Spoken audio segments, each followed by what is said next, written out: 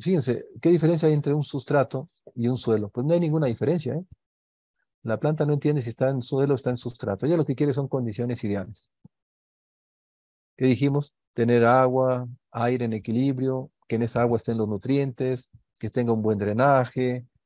Lo demás se lo proporcionamos nosotros, ¿no? Con el fertirriego. Entonces, vamos a predicar un poquito de los sustratos. Entonces, vean, sustratos hay muchos en el mercado, en la naturaleza.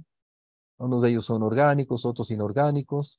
Por ejemplo, los orgánicos, pues tenemos la fibra de coco, la turba, ¿verdad? Peat moss que le decimos en México, compost, hasta el poliuretano, ¿verdad? Es, como tiene carbono, también se considera un sustrato orgánico. Los que no tienen carbono, ¿verdad? Normalmente pues le llamamos inorgánicos, que puede ser grava volcánica, lana de roca, perlita y muchos otros, ¿no? Que hay en el mercado. Entonces, algunos de ellos son inertes y otros son activos. Inertes son aquellos que nos proporcionan, que no proporcionan nada, ¿verdad? No, solamente retienen agua, nutrientes, pero no nos aportan nutrientes. En el caso de los activos, eh, como son los compost, esos nos pueden aportar nutrientes. Yo, por ejemplo, prefiero trabajar, si ustedes me preguntan cuál es el tipo de sustratos con los que me gusta trabajar, les diría que sean inorgánicos, que no tengan carbono y que sean inertes. Vean, ¿qué son los suelos de Perú? Las arenas. Son eso. Son inertes, ya no aportan porque su sigla es muy baja. ¿Y qué dijimos? No tienen carbono. 0,17% de materia orgánica aquellos suelos. ¿Y qué les dije? Los mejores rendimientos que yo he visto en el mundo, en los cultivos, es donde tenemos suelos arenosos y tenemos agua de buena agua y no llueve, ¿verdad? Entonces, a mí me gusta mucho trabajar. ¿Por qué dije esto? Porque muchas veces cuando mis sustratos tienen carbono, puede servir como fuente de alimento también, no solamente para los benéficos, sino hasta para los fitopatógenos, ¿no? No quiere decir que sean malos. Si tenemos control con de los fitopatógenos, así estamos incorporando microorganismos benéficos, perfecto, ¿no? O si tenemos una buena desinfección del sustrato. Pero en el caso de los inorgánicos, ¿ya? Se los voy a demostrar más adelante en trabajos que hemos hecho, la composición biológica, es decir, cuánto tenemos de bacterias, hongos, actinomicetos, y siempre los inorgánicos siempre son mucho menores, ¿no? Ok, entonces, si ustedes me preguntaran en los suelos, de todas las propiedades físicas, químicas o biológicas, me preguntaran cuáles son las más importantes, yo les diría las tres. O sea, tiene que haber un equilibrio. La fertilidad física, la fertilidad química y la fertilidad biológica son las, todas son importantes, pero si hubiera que elegir a una de ellas, yo les diría la fertilidad biológica, ¿no? Yo la pongo como un poquito arriba con relación a la química y a la física.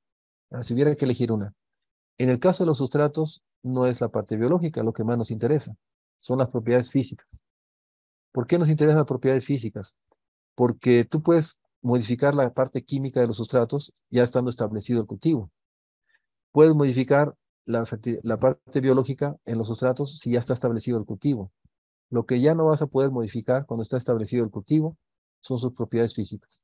Si el sustrato es muy retentivo, ya no vas a poder hacer gran cosa, porque ya las raíces van a estar ahí, tendrías que sacarlo, mezclarlo, ¿no? Entonces, la mezcla tiene que ser antes de establecer el cultivo, o el sustrato, o la mezcla de sustratos, ¿no? Entonces, por eso tenemos que prestarle mucha atención a las propiedades físicas. Entonces, vean, aquí les quiero demostrar que no hay ninguna diferencia entre manejar un sustrato eh, o manejar suelo.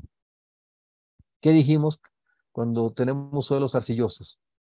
Vean, aquí estoy hablando tamaño de partículas del sustrato, muy pequeñitas, ¿no? Es como decir un suelo arcilloso. Cuando el sustrato tiene partícula muy pequeña, al igual que un suelo arcilloso, ¿qué retiene más? Vean, aquí está, agua, ¿no? Volumen de agua, esos cuadraditos, ¿no? Vean, son más retentivos, los sustratos muy finos.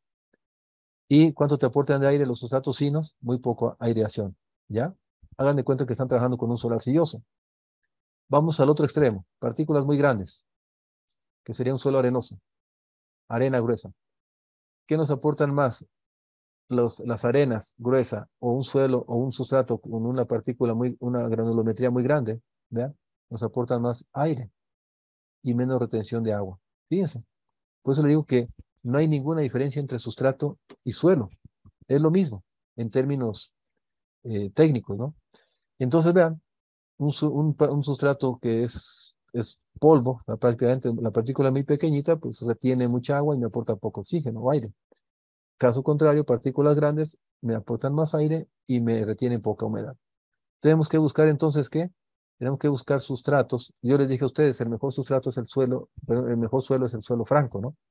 Donde después de que se drena el agua, me queda, la mitad de los poros queda ocupada por aire y la otra mitad por agua, ¿ya? Que sería la capacidad de campo ideal, dijimos. Entonces, tenemos que buscar, ¿qué? Un sustrato ideal. Es aquel que después de que se lavó el agua, es decir, después de que hubo el drenaje, la mitad de los poros queda ocupada por aire y la otra mitad por agua. Entonces, ni sustratos con granulometrías tan pequeñas, ni sustratos con granulometrías tan grandes. Lo ideal sería entonces tener sustratos que yo le llamo, ¿ya?, ideales. Vean, esta es la grava volcánica. Cuando uno va a la mina, acá en México, usamos mucho esta grava porque es muy barata para nosotros, ¿ya? Eh, entonces, vean, el problema es que uno va a la mina y te entregan esto, sin cribar, sin tamizar, ¿no? Entonces, aquí tenemos partículas, vean, desde polvo de grava hasta partículas muy grandes. Entonces, aquí están viendo ustedes lo que yo les decía, porque muchos dicen, no, es que la grava no sirve para producir. Bueno, ¿qué te dieron? ¿Ya? Te dieron una mezcla de todas estas partículas, vean. Vean, cuando lo pasamos por tamices, puedes tener desde polvo hasta piedras grandes, ¿no? ¿Qué sería? Puedes tener desde estas partículas hasta estas partículas. Entonces tenemos que tener un equilibrio entre las partículas que me proporcionen más o menos estas condiciones, ¿no? Después de un riego, ¿ok? Entonces, normalmente ya sabemos que el tamaño de la partícula que nos va a dar una capacidad de campo, por llamarlo así, ideal. En sustrato le llamamos capacidad de contenedor, ¿no? Después de que se drena y queda el suelo, perdón, el sustrato queda ocupado la mitad por aire y la mitad por agua, le llamamos capacidad de contenedor. El suelo le decimos capacidad de campo, ¿no? Entonces, hemos visto que en el caso de la grava volcánica, una granulometría entre 3 y 6 milímetros de diámetro, más o menos en estas granulometrías, es donde tenemos las mejores condiciones hídricas. Es como si decir, como si tenemos un suelo franco, ¿no? La mitad de los poros queda ocupada por aire, la otra mitad por agua. Pero eso ocurre en todos los sustratos. Por ejemplo, si me preguntan, el otro día me preguntaban, oye, doctor, ¿cuál tesontle, así le decimos en México, ¿no? A la grava volcánica? ¿Cuál tesontle me recomienda? Vean, por coloración, se ve que son diferentes minas, ¿no? Nosotros hicimos un estudio en el centro del país, precisamente en Guanajuato, muestrábamos 6 minas donde hay tesontle, esta grava. Aún teniendo la misma granulometría, fíjense, las propiedades físicas o hídricas eran diferentes. Por eso, ¿qué hacemos? Para no estar adivinando, recomendamos hacer ¿qué? Un análisis de sustrato.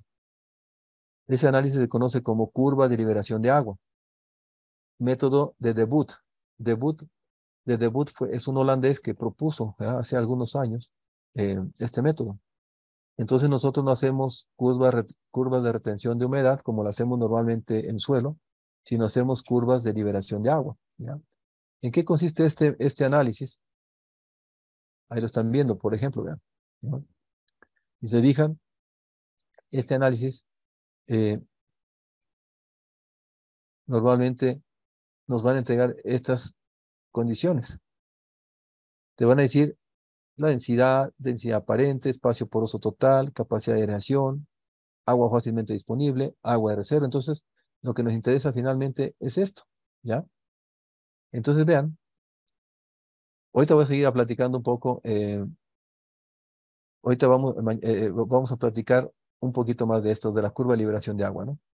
Entonces, vean, cuando yo una vez eh, me apoyé en un proyecto de producción de fresas en sustrato, en este caso fibra de coco, el productor me dijo, ya tengo la fibra de coco para producir fresas. Ah, perfecto, vamos a producir fresas en fibra de coco. Pero vean, cuando yo tamicé, o sea, yo lo que hice fue desintegrar ese ese bloque ese saco de cultivo que le llamamos, ¿no? De fibra de coco. Cuando yo pues lo pasé por tamices, vean lo que obtuve. En realidad no le vendieron fibra de coco, le vendieron polvo de coco. Y eso fue nuestro dolor de cabeza. Es decir, es como si yo me fuera a producir fresas en un suelo arcilloso. ¿Ya? Vean, este es el polvo de coco y esta es la fibra de coco, ¿no? Entonces, estos son dolores de cabeza. Proporcionalmente, vean, la mayor cantidad era polvo de coco. Entonces, ahora lo que hacemos es muchas veces pedirles a las empresas que venden la fibra de coco, chips o, bueno, en este caso fibra de coco, lo que hacemos es pedirles la ficha técnica de sus fibras de coco, ¿no? A mí me interesa saber eh, la granulometría, ¿verdad? Más o menos qué tamaños tienen, qué más. Vean cuánto tiene de aire, cuánto me aporta de aire, cuánto me aporta de agua. Aquí vean, este sustrato me ayudaría. ¿Por qué? Porque vean, me aporta mayormente perdón, aire que agua, ¿no? Ahora, si tuvieran equilibrio, pues sería mucho mejor. Entonces, sí es bueno que ustedes pidan a las empresas que venden sustratos, en este caso fibra de coco, la ficha técnica. En esa ficha técnica, ¿verdad? Pues también va a venir, muchas empresas les proporcionan precisamente la curva de liberación de agua para sustratos. Esa es la metodología, ¿no? El método de Wood, cómo se obtiene. Entonces, vean qué dijimos, la curva de liberación de agua les van a decir en ese sustrato cuánto tienen de agua difícilmente disponible. Si han visto ustedes en la fibra de coco, si han visto por ejemplo, en arándanos, ustedes van a ver la fibra y pareciera que no tiene agua. Ustedes toman la fibra, ¿verdad?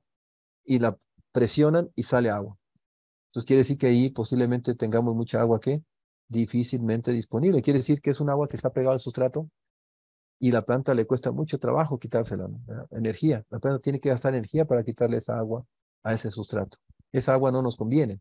Sí está retenida en el sustrato, pero no es un agua que esté libre donde la planta la pueda tomar fácilmente, ¿no?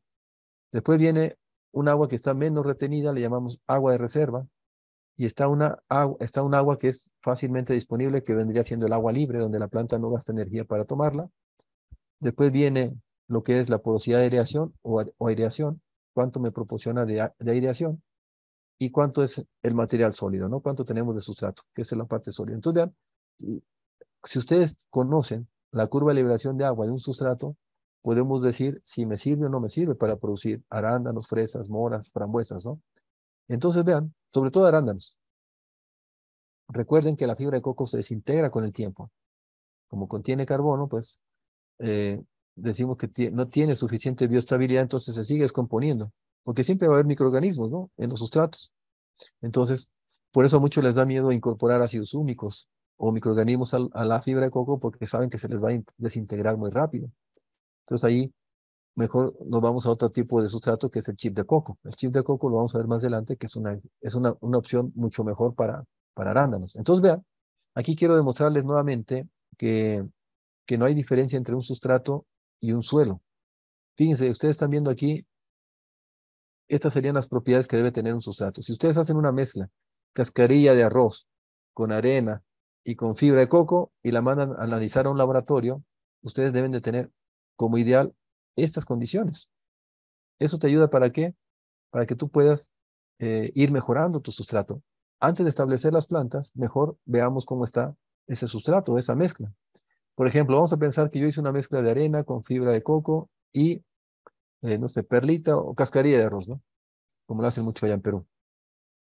Entonces, si yo veo que tengo eh, poca agua fácilmente disponible, posiblemente tenga que incorporar, no sé, tal vez un poco más de fibra de coco, algo que me retenga, ¿no? Más el agua.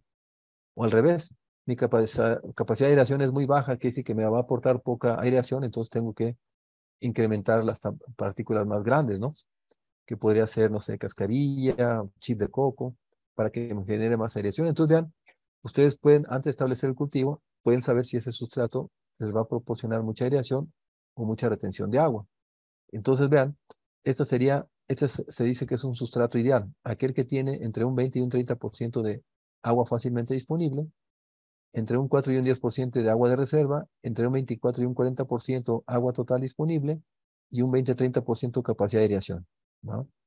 Entonces, vean, aquí les quiero demostrar que no hay diferencias entre un suelo y un sustrato. Les dije hace rato, un suelo franco, normalmente el 50% es suelo, ¿verdad? Después de que se drenó el agua, el 50% es suelo, el 25% es aire y el 25% es agua. Vean, chequen ustedes, agua fácilmente disponible. ¿Cuánto es el promedio? 25%.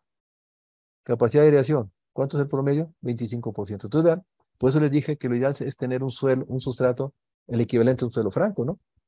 Donde el resto sea suelo, el sustrato y el 50% y el 25% sea aire y el 25% sea agua. Dicho de otra manera, en los poros la mitad sea agua y la otra mitad sea aire, ya después de que se drenó. Entonces, por eso es bien importante hacer este tipo de análisis. Vean, nosotros evaluamos, es un trabajo que hicimos con un estudiante de maestría, incluso está publicado, ¿no? En una revista, Terra Latinoamericana. Entonces, vean, aquí tenemos 7 sustratos, 7 fibras de coco, perdón, ¿no? Así como dijimos que la grava volcánica es diferente dependiendo de la mina, pues aquí tenemos 7 tipos de fibra de coco, de diferentes marcas comerciales, ¿no? ¿Qué hicimos? Obtuvimos la curva de liberación de agua de cada fibra de coco, de cada material. Estas dos de acá abajo son de Sri Lanka y estas 5 son de México, ¿ya? Porque siempre nos han dicho aquí en México que las mejores fibras de coco son las de Sri Lanka y van a ver que no siempre es así, ¿no? Entonces tenemos 5 marcas de acá de México y 2 marcas de Sri Lanka. ¿Ok? Entonces hicimos la curva de retención, perdón, la curva de liberación de agua. ¿Ven? Esas son las que vienen de Sri Lanka, vean, ¿no? Acá vienen peletizadas. Y si es cierto, vean, aquí dicen que como vienen peletizadas, si ustedes la hidratan, le echan agua, crece 6 veces su volumen. Y efectivamente, yo aquí lo que medí fue el volumen de este cuadrito, lo coloqué en un matraz y le coloqué agua y efectivamente, ¿ya? Este bloque, bueno, un bloquecito que era se hinchó exactamente 6 veces su volumen. Entonces, por cuestión de transporte, es mejor transportar así, ¿no? Aquí te estás ahorrando 5 contenedores, porque si tú traes la fibra de coco ya sin compactar o sin peletizar, pues te necesitaría 6 contenedores. En cambio, aquí utilizas solamente un contenedor, ¿verdad? Como ya viene comprimida. Entonces, vean, ahí están viendo las que tienen la carita feliz, son las que tienen las mejores propiedades hídricas. Es decir, en términos de la curva de liberación de agua, son las que mejores resultados dieron. Son estas dos de México y solamente estas dos marcas, ¿no? O en estas presentaciones. Entonces, lo primero que tenemos que ver es que mi sustrato tenga estas consideraciones, estas condiciones. Este es un sustrato ideal en términos hídricos. Después, recuerden que los sustratos también tienen ¿qué? Capacidad de intercambiar cationes. Vean, perlita, lana de roca, grava volcánica, vean, su capacidad de intercambio catiónico es como si fuera un suelo franco. 20 centimol carga por kilogramo o 1000 equivalentes por 100 gramos, ¿no? Que es lo mismo. Entonces, vean, una perlita, lana de roca, tesontle, que es la grava volcánica, normalmente tienen una SIC baja. ¿Y qué les dije a ustedes? Que suelos, nos conviene tener suelos para producir berries, nos conviene tener suelos con una SIC menor a 25, ¿ya? Centimol carga por kilogramo, ¿ya? En este caso, ¿verdad? Eh, en este caso, eh, eh, vean, en el caso de la fibra de coco, pues tiene una SIC bastante elevada.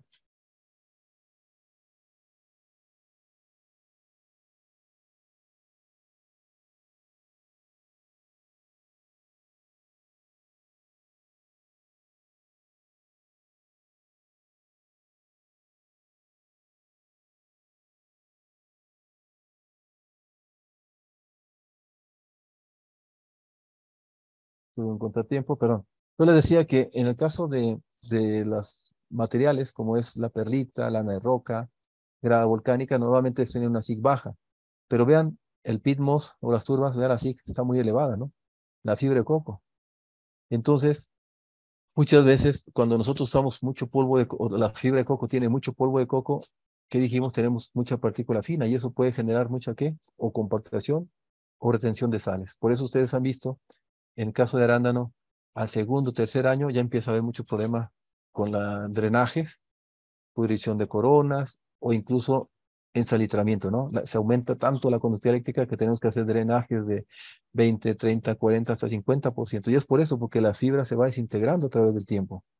Por eso el problema no es el agua, el problema es la acumulación de sales por el tamaño de partícula tan fina. Entonces, vean, aquí nuevamente tienen ustedes estas 5 fibras de coco, se les determinó también la SIC y las de Sri Lanka. Entonces, vean, las que menor SIC tienen son esta de Sri Lanka y esta de México.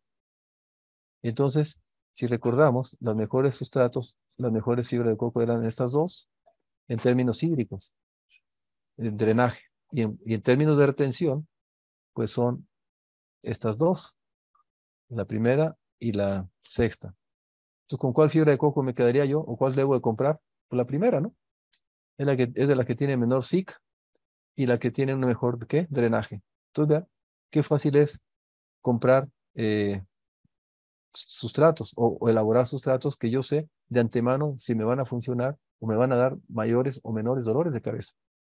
Bueno, eso en términos de la parte física. Entonces, vean, pero en la parte biológica también los sustratos, ¿verdad? También tienen, ¿qué dijimos? Vean, los sustratos orgánicos normalmente tienen mayor cantidad de qué? Pues de bacterias, hongos, actinomicetos, ¿no? Hay más biología en esa parte. En los sustratos inorgánicos, perlita, grava volcánica, vean, pues las poblaciones son más pequeñas. Entonces, ustedes me preguntaran, ¿cuáles son los mejores sustratos para producir berries? En este caso, arándanos, o mientras más tiempo los tengamos la planta ahí, pues vamos a tener más, tenemos que tener un mejor sustrato, ¿no? Entonces, los mejores sustratos son aquellos que tienen una SIC menor a ¿cuánto? A 20 milicaventas por 100 gramos y que no se degraden con los años, ¿sí? Entonces, un sustrato que no se degrada y que tiene una SIC muy baja son los mejores sustratos que hay para los cultivos de berries, ¿ya? Entonces, póngale el nombre que quieran, más o menos serían estas características. ¿Qué pasa, vean, cuando tenemos sustratos? Esa es la mezcla holandesa, por ejemplo. La mezcla holandesa, pues es una tercera parte es peat moss, una tercera parte es perlita y una tercera parte es fibra de coco. Entonces, vean, un, ahí tenemos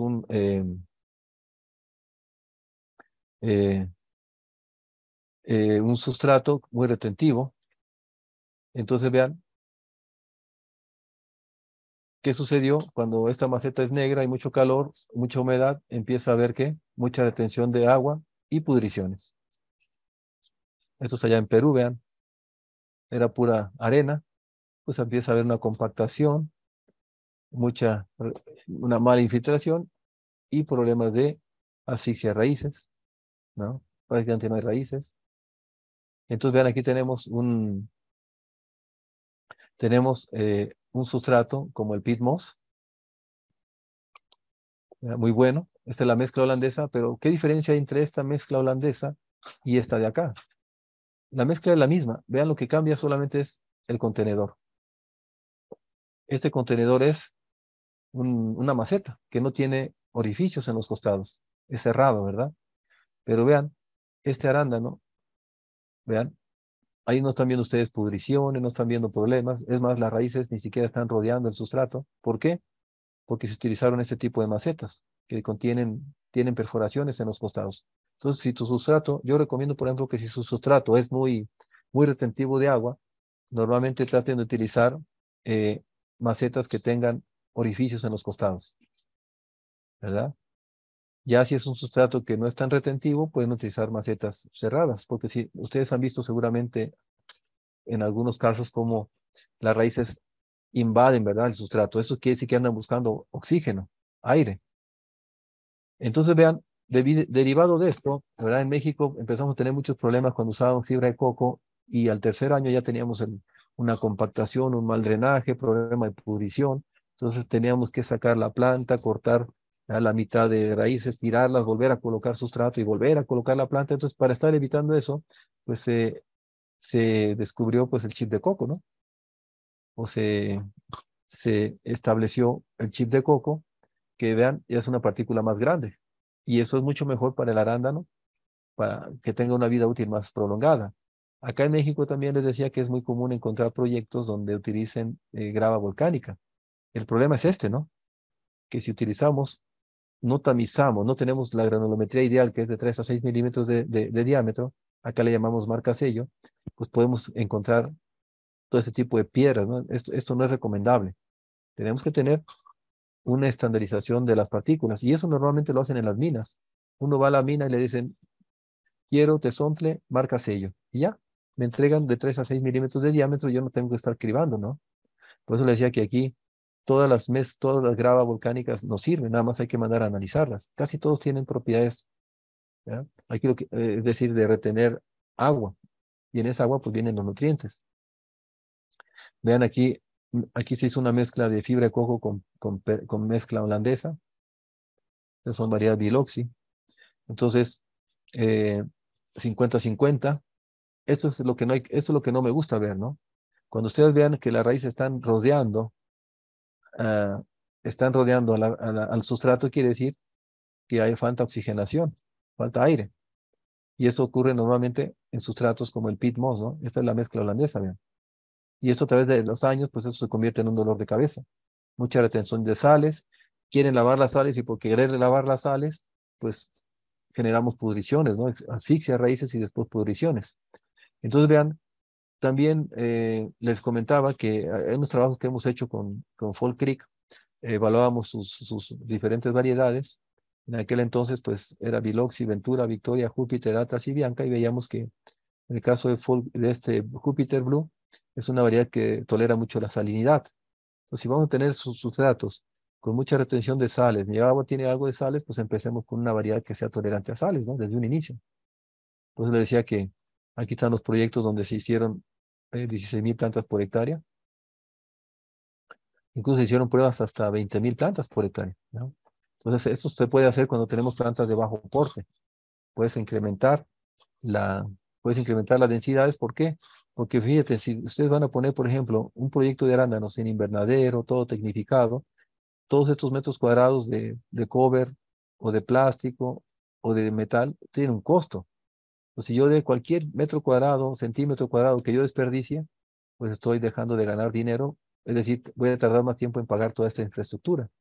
Por eso, en condiciones de, de una infraestructura muy cara, conviene trabajar mayor densidad, ¿no? De plantas, claro, y sacarles el mejor rendimiento a cada una de ellas.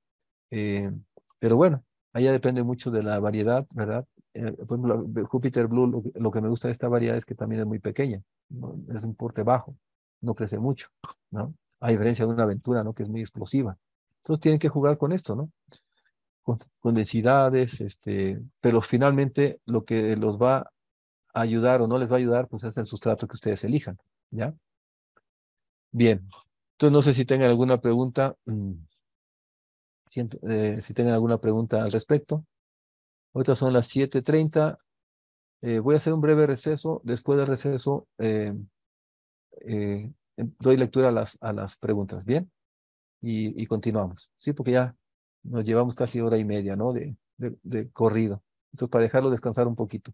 Hacemos un receso de unos 5 minutitos, ¿verdad? Son las 7:30, a las 7:35 regresamos. Muchas gracias.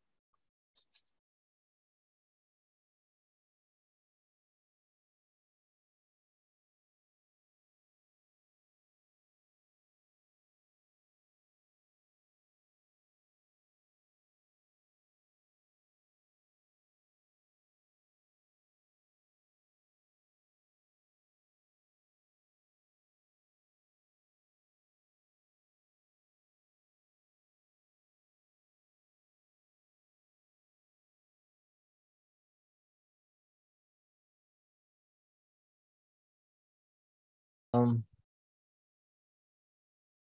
ahorita voy a tocar un tema que es el análisis de agua. Digo, ahorita voy a dar lectura a sus preguntas, digo, por cuestiones de tiempo, ¿no? Entonces, me gustaría ir avanzando un poco y después doy lectura a sus preguntas. Bien. El siguiente tema es la calidad de agua ideal, ¿no? Para la producción de berries. Permítanme, dejen proyectar.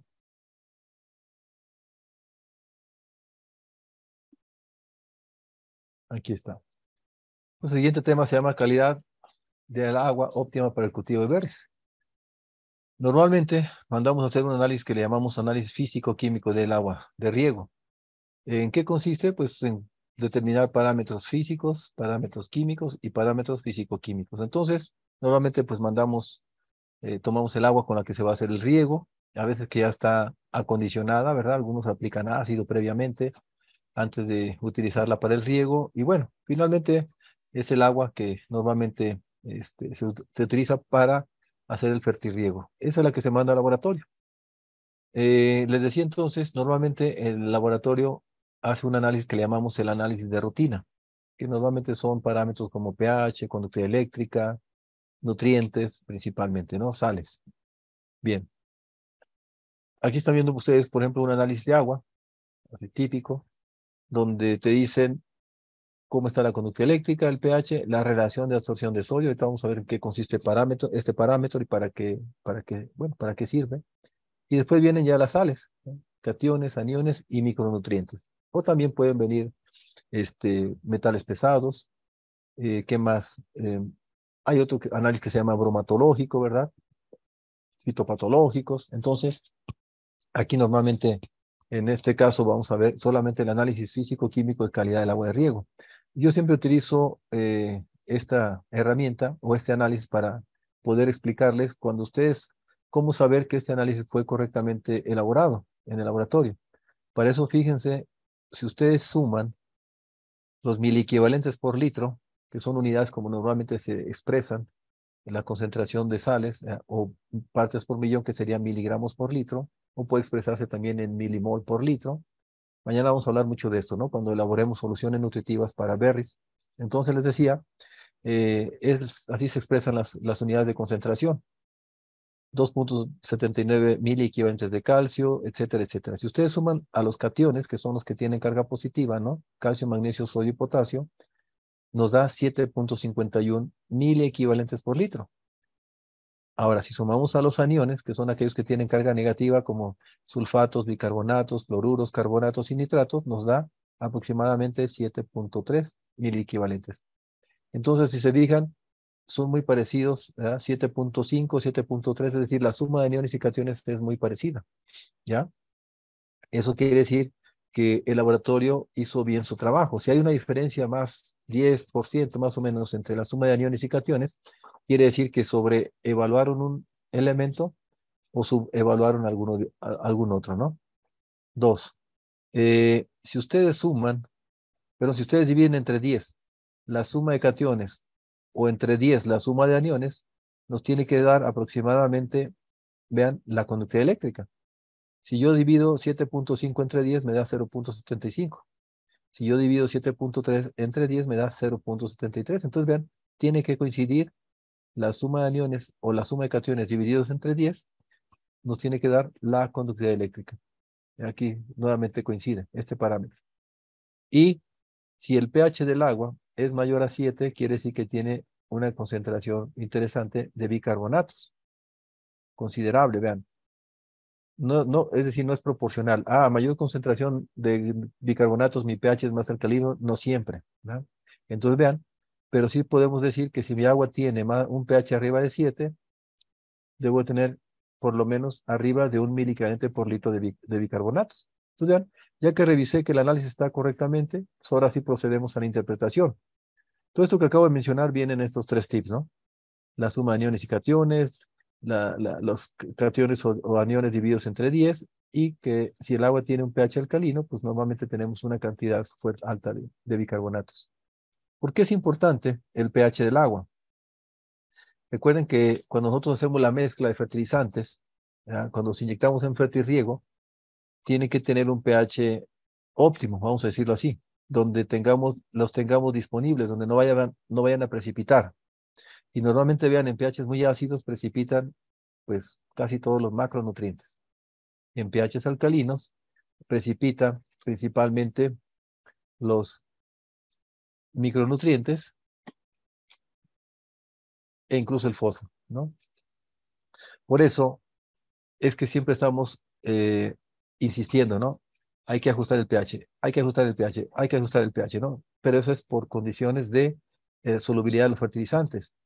Eh, en este caso, Si se fijan, cuando trabajamos con arándano, bajamos demasiado el pH, lo que estamos haciendo nosotros mismos en suelos minerales, por ejemplo, ¿no? O en sustratos minerales, eh, lo que estamos haciendo nosotros es generando pues un bloqueo de los mismos nutrientes. Por eso empieza a haber una acumulación muy fuerte, ¿verdad?, de sales, en el drenaje empieza a haber conductas eléctricas muy altas, quiere decir que nosotros estamos desperdiciando muchos fertilizantes. No necesitamos bajar tanto el pH, les decía, ¿verdad? Porque si lo bajamos mucho, ¿qué estamos generando? Pues nosotros mismos estamos generando un bloqueo precisamente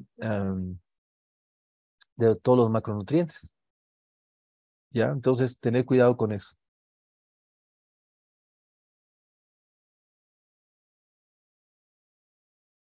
Entonces, también porque es importante, además de esto que platiqué, para tener solubles los fertilizantes, porque es importante el pH, ¿no? O eliminar bicarbonatos, vamos a decirlo así. Precisamente por esto, vean. Porque si ustedes aplican calcio eh, y reaccionan con los bicarbonatos, pues se forma bicarbonato de calcio. Y eso empieza a generar, ¿qué? Taponamiento de goteros, ¿ya? Obturación. En el caso de si el agua tiene mucho hierro, mucho manganeso, y su agua tiene muchos bicarbonatos, van a reaccionar y se van a formar bicarbonatos de hierro, bicarbonato de magnesio, y también puede generar un precipitado que puede taponear precisamente los goteros, ¿no? Los emisores. Para esos casos, entonces, fíjense, normalmente usamos ácidos. Ahí están viendo ustedes una curva de titelación del agua. Vean, entonces, dependiendo de la cantidad de bicarbonatos que tenga su agua, es la cantidad de ácido que vamos a utilizar para eliminarlos. Por eso, acá en México es muy común que utilicemos el ácido sulfúrico, porque es el más barato y el que más rápidamente me ayuda a bajar el pH, el que gasto menos. En otros países, ¿verdad? Pues no está prohibido el ácido sulfúrico, entonces utilizan ácido fosfórico. Entonces, vean, el ácido fosfórico, por ejemplo, acá en México es más caro que el ácido sulfúrico y nos gastamos más para eliminar la misma concentración de bicarbonatos. Y en el que nos gastamos todavía mucho más es el ácido nítrico, vean, y es más caro de estos dos, al menos acá en México. Entonces decía que muchas veces, en el caso del arándano, para no utilizar demasiado ácido sulfúrico, pueden ustedes combinar, ¿verdad? Con ácido fosfórico, ácido nítrico, o hacer una mezcla de los tres ácidos, no pasa absolutamente nada. Aquí lo importante es eliminar los bicarbonatos. Vean, la reacción es la misma. Si ustedes, vean, el culpable del pH alcalino son los bicarbonatos. Si ustedes aplican ácido sulfúrico, vean, ¿qué hacemos? Esa sal la transformamos en CO2. Por eso, si ustedes eliminan bicarbonatos, normalmente tiende a que, como se pierde el CO2, entonces normalmente la conducta eléctrica baja ligeramente cuando eliminan bicarbonatos. Por eso cuando uno dice, es que mi agua es muy salina, ¿quiénes son esas sales, no? Si eliminaste bicarbonato, pues la conducta eléctrica tiende a bajar, porque mucho de este carbono, en forma de carbonatos o bicarbonatos, se va a la atmósfera en forma de CO2. Y vean, y nos quedan sulfatos, ¿verdad?, como resultado. Cuando apliquen ustedes ácido fosfórico, eliminamos bicarbonatos, la reacción es la misma, solamente que nos quedan fosfatos que pueden servir como nutriente para la planta, ¿verdad?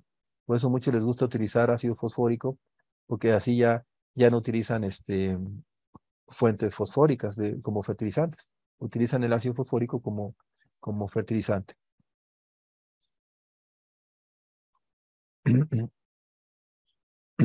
Y finalmente, podemos utilizar ácido nítrico y vean también, estamos adicionando una pequeña concentración de nitrógeno en forma nítrica y eliminando también los bicarbonatos, ¿ya? Entonces, ¿cuándo recomiendo yo utilizar uno u otro de los ácidos?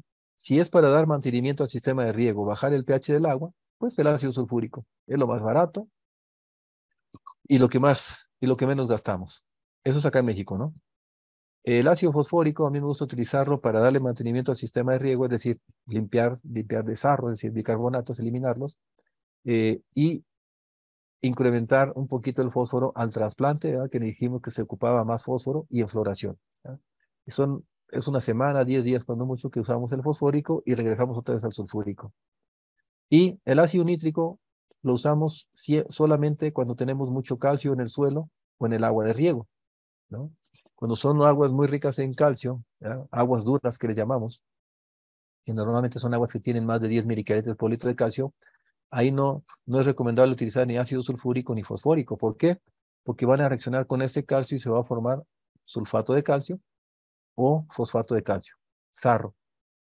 Van a enyesar las raíces, van a compactar el sustrato o el suelo. Entonces vean, aquí lo importante es que el pH del agua del gotero salga entre 5,5 y 6,5. E incluso hasta para arándanos, ¿eh? Ahorita les voy a demostrar que no pasa absolutamente nada. Y tenemos pues más disponibles los nutrientes. Entonces vean, acá en México en algunas zonas utilizan más o menos este sistema de riego. ¿Ya? Sobre todo cuando son unidades de producción muy pequeñas. Entonces utilizan un tanque de 200 litros. Aquí le colocan el ácido, primero colocan la mitad de agua, después ya le ponen el ácido y después ya le ponen el agua, ¿no? Lo llevan a cierto nivel. Recuerden, siempre hay que colocar el ácido al agua, no el agua al ácido, sino explota, se proyecta, decimos. Entonces, ¿qué hacemos? Normalmente para un tanque si este tanque es de 200 litros, normalmente le colocamos entre 4 y 6 litros de ácido. En este caso usamos mucho el ácido sulfúrico, ¿no? Y ya después lo inyectamos con esta bomba, ¿verdad? Estamos inyectando como si fuera un Venturi, ¿no? Al sistema de riego, eh, al sector de riego estamos inyectando el ácido para que del gotero salga un pH entre 5,5 y 6,5. Eso es lo que necesitamos buscar. Pero vean, aquí hay una metodología que normalmente utilizamos para eliminar los bicarbonatos. Si ustedes conocen la concentración de bicarbonatos que tiene su agua de riego, es fácil calcular o estimar más o menos la cantidad de ácidos que podemos utilizar. Aquí vamos a hacer un ejercicio, vean. Vamos a partir de lo siguiente. Normalmente, para tener un pH entre 5,5 y 6,5 en el agua, normalmente eso ocurre cuando tenemos al menos 1 mil equivalente por litro de bicarbonatos en el agua. No hay que eliminar todos los bicarbonatos del agua, porque si no se rompe esa capacidad de amortiguamiento. Es decir, de repente tu pH se va hasta 2 o hasta 1, ¿no? Si eliminaran todos los bicarbonatos, el pH prácticamente se va hasta 2 o 1, quiere decir que se está rompiendo esa capacidad de amortiguamiento, tampón o buffer, ¿no? Entonces, al menos dejamos 1 mil equivalente por litro de bicarbonatos en el agua. En el caso del arándano dejamos 0,5, ¿no? Si quieren bajar el pH todavía más, pero no eliminen por completo los bicarbonatos, porque si no, cae el pH y después cuesta mucho trabajo subirlo. Ahí tendríamos que utilizar hidróxido de potasio, hidróxido de amonio, ¿no? Una base para poder subir el pH. Entonces traten de no eliminar todos los bicarbonatos del agua. Entonces, normalmente dejamos uno. Si dejamos uno, eso nos garantiza tener un pH cercano a 5,5, 6,5, ¿ya? Y en el caso del arándano, a veces bajamos todavía más el pH, ¿no? Hasta 0,5 miliequivalentes dejamos. Bien, entonces partiendo de esta premisa, vean, en la química agrícola decimos que para eliminar a 1 mil equivalente de bicarbonatos, ocuparíamos 1 mil equivalente de ácido sulfúrico, ¿ya? Entonces, esa es quiero eliminar 1 mil equivalente de bicarbonatos del agua de riego, pues utilizo 1 mil equivalente de ácido sulfúrico. Ok. Si mi agua tiene, vamos a pensar, 5 mil equivalentes por litro de bicarbonatos, elimino 4 y dejo 1.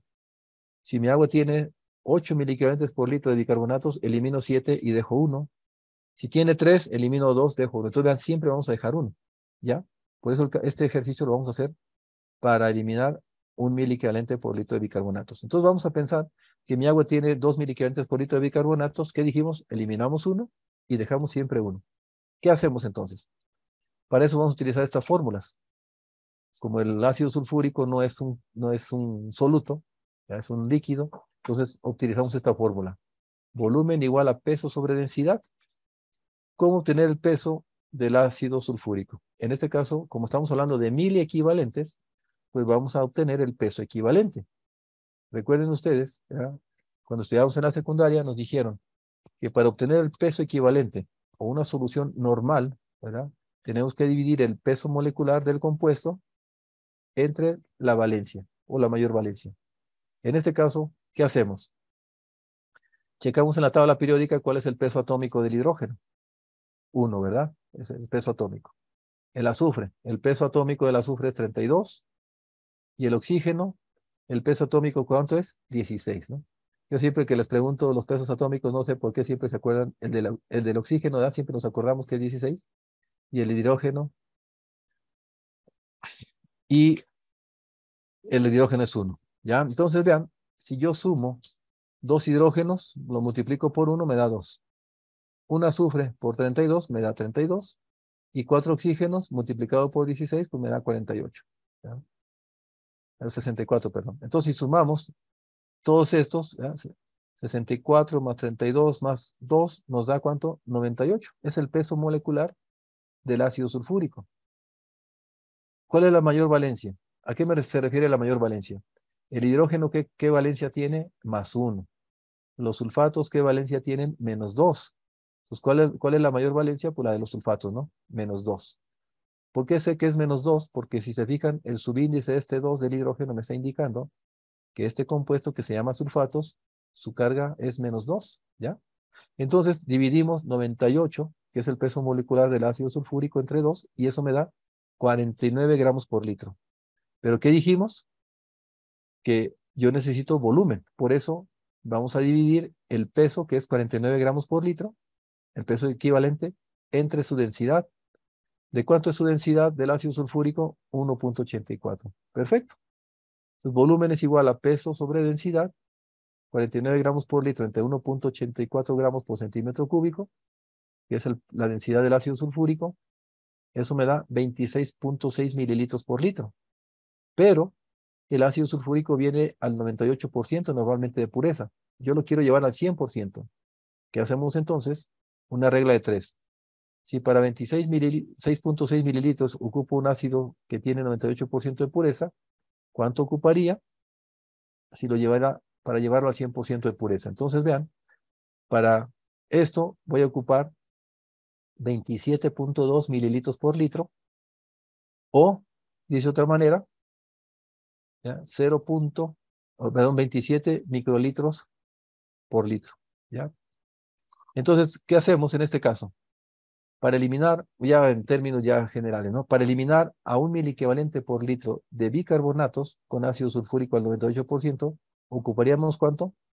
27.2, acá, 27.2, que son mililitros por metro cúbico. Entonces, por cada metro cúbico que ustedes usen de agua, para eliminar a un miliequivalente de bicarbonatos, van a ocupar 27.2 mililitros de ácido sulfúrico.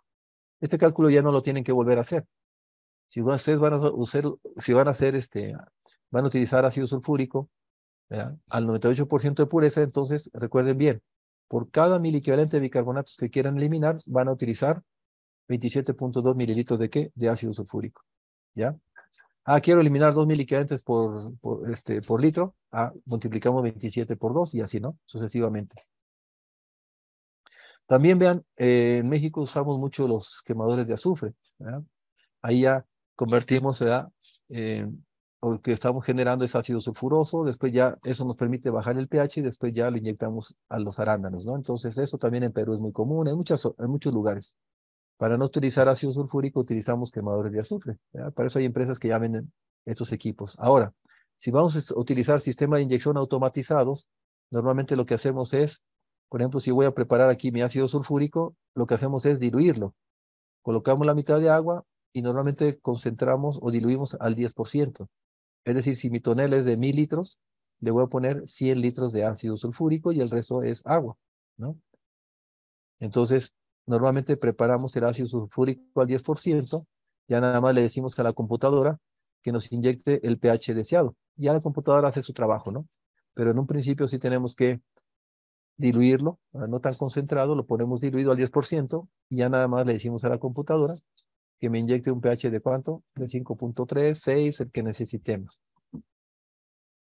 La conductividad eléctrica, vean, es un parámetro también muy importante en berries, precisamente porque pues, son tolerantes perdón, son muy sensibles a la salinidad. La conductividad eléctrica no es otra cosa más que la medición indirecta de qué, de las sales, concentración de sales. Entonces, vean, esta se puede expresar en decisiemen por metro, milisiemen por centímetro o microsiemen por centímetro. Entonces, un decisiemen por metro es igual a un milisiemen por centímetro y esto es igual a 1.000 microsiemens por centímetro. ¿Por qué les digo esto?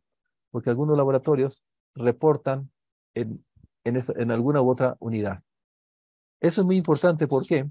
Porque si nosotros utilizamos agua de riego que tengan cierto nivel de salinidad, pues vamos a impactar desfavorablemente en las berries. Por ejemplo, si mi agua de riego tiene más o menos 1,5 de conductividad eléctrica, me puede generar hasta 10% de rendimiento, ¿ya? Por las sales que contiene. En arándano, un agua que contenga hasta 1 de conductividad eléctrica me puede generar hasta un 10% de pérdida en rendimiento. Bueno, frambuesa y fresa más o menos sería esto, ¿no? Entonces, vean, por eso en berries normalmente tratamos de utilizar aguas que no contengan sales. Ahora, ¿quiénes son esas sales? Pues vamos a ver. Puede ser sodio, puede ser cloruros, puede ser bicarbonatos o pueden ser los mismos nutrientes. Entonces, para eso, para saber si mi agua me está generando, me puede generar un problema o no, utilizamos mucho este dato, relación de absorción de sodio. ¿Qué significa la RAS? Es la relación que hay entre el sodio con calcio y magnesio. Si tu agua tiene mucho sodio, pero contiene mucho calcio y magnesio, no hay problema, ¿ya? Quiere decir que ese sodio no te va a generar una toxicidad en tu planta. ¿Cómo se interpreta este dato? Para berries, si la RAS es menor a 3, ¿ya? No tiene unidades porque es una relación, no hay problemas. Tu agua puede tener 4, 5, 6 miliqueventos de sodio, pero si tu RAS está por debajo de 3, no hay ningún problema. Siempre y cuando tengas un sustrato o un suelo con buen drenaje. Si la RAS está entre 3 y 9, ahí empieza a haber ya problemas. ¿Qué tenemos que hacer nosotros en fertirriego? Aumentamos calcio y magnesio, ¿ya? Automáticamente desde el fertirriego. ¿Que va a aumentar la conductividad eléctrica? No hay problema, pero es preferible tener conductividad eléctrica alta con sales nocivas, perdón, sales nutrientes, que con sales nocivas, ¿no? Si la RAS está por arriba de 9, va a haber problemas fuertes. Ahí ya usamos, ¿qué? Equipos de ósmosis inversa. Aquí ya es recomendable utilizar equipos de ósmosis inversa porque querer combatir ese sodio con químicos, etcétera, pues va a salir muy caro. Con, con productos que son bioestimulantes para mitigar la salinidad y todo eso, entonces va a salir tan caro que es mejor utilizar ya equipos de ósmosis inversa. Y después, claro, seguir trabajando todas las estrategias para manejo del sodio, pero la idea es bajarle a las sales, ¿no? Desde un inicio. Lo ideal, fíjense, aquí están viendo ustedes cuál sería un agua ideal para producir berries en general. Eso sería lo ideal. Conductividades eléctricas menores a 1, niveles de sodio menores a 2 miliequivalentes por litro, cloruros menores a 2 miliequivalentes de cloruros, perdón, y bicarbonatos menores a 1. Eso sería lo ideal. Pero eso no implica que no podamos convivir con las sales, ¿verdad? Bien, entonces, mañana vamos a seguir platicando un poquito de este tema. Ahorita lo voy a dejar hasta aquí para alcanzar a leer algunas preguntas, ¿verdad? Porque si no, ya ven que siempre son hasta 1 hora de preguntas, ¿no?